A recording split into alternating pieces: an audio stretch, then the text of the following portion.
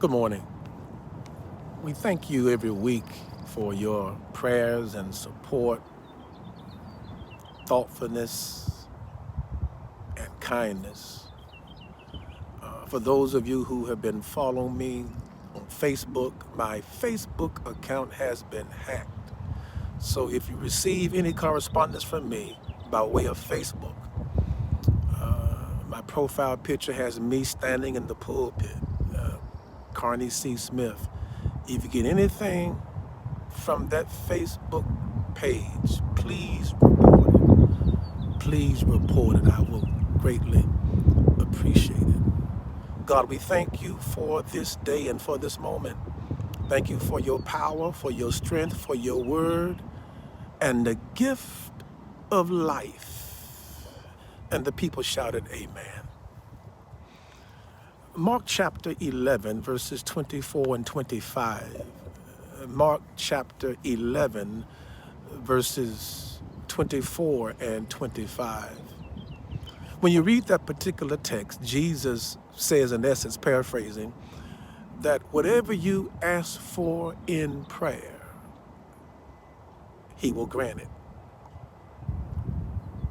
Then he connects that with when you forgive your neighbor of their sins, then God will forgive us. The power of forgiveness, the power of forgiveness. Last Sunday, I was watching the Boston Celtics as they were honoring Kevin Garnett. They retired his basketball jersey, number 5, the big ticket. During the ceremony, something interesting took place. Kevin Garnett and Ray Allen embraced. Kevin Garnett finally forgave Ray Allen after 10 years.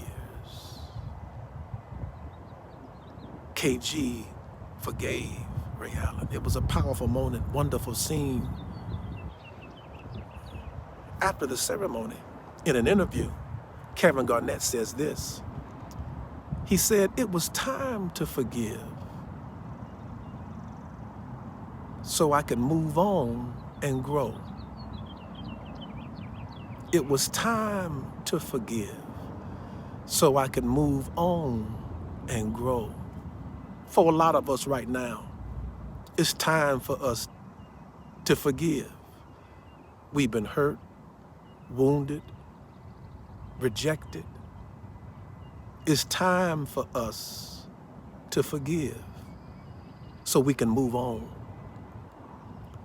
It's hard and difficult to move on when we have an unforgiving spirit. Unforgiveness will keep us stuck in bitterness and resentment. That's why it's time for us to forgive so we can move on. Not only does forgiveness keep us from moving on, it keeps us from growing. It hinders our walk with God. It poisons our prayer life. It makes our prayers ineffective and powerless. When we operate from a spirit of unforgiveness and we forgive and we fail to forgive other people, it robs us of spiritual power. We've been hurt, forgive. We've been wounded, forgive. We've been betrayed, forgive. Forgiveness is for us. It frees us, it delivers us, it keeps our heart clean, pure, full of power and fresh. We forgive because the other person needs it. Not that they deserve it, that's not really the question. But we need to forgive them because they need it. When we forgive, we need it. When we forgive, they need it. And when we forgive, we're not being weak. We're not being stepped over or stepped on. There's power in forgiveness. We can forgive and not trust. When we forgive someone who has hurt us, that does not mean we have to trust them again. When a trust has been broken, that trust has to be re-earned and redeveloped. We can forgive and not trust because there's power in the forgiveness. One day, Peter asked Jesus a question. He said, now, Jesus, look here. When my friend hurts me or sins against me, how many times must I forgive him? 7 times? And Jesus says, no, 7 times 70. The forgiveness must never stop. We must learn the gift of forgiveness and learn how to forgive. And Jesus answered the question through a parable. He said, one day there was a king who had a servant who owed him $10 million. $10 million worth of debt. And the king forgave the servant. This same servant goes out and finds a friend who owes him 16 cents. And he refused to forgive his friend for 16 cents and throws him into jail, throws him into prison. The king gets word of what happened and says to the servant, I forgave you for $10 million worth of debt, and you can't forgive your neighbor, your friend, for 16 cents? He says, I'm going to put you in prison until you change your mind. The point of the parable is this. What we owe God, what we've done, our sin, our mess, our mistakes, $10 million.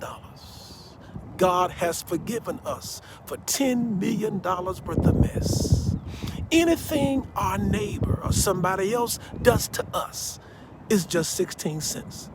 They curse you out, 16 cents. They betray us, 16 cents. They reject us, hurt us, wound us. It's just 16 cents. Here is the motivating factor. If God can forgive us for $10 million worth of mess, surely we can forgive our neighbor for 16 cents. The power of forgiveness. We forgive because we need it. We forgive because the other person needs it. And we are motivated and empowered to forgive because God has forgiven us for $10 million worth of mess. We can forgive us for other people for 16 cents. Thank you, Kevin Durrett. Thank you, Kevin Garnett. Thank you, KG, for showing us how to forgive. After 10 years, KG forgave Ray Allen.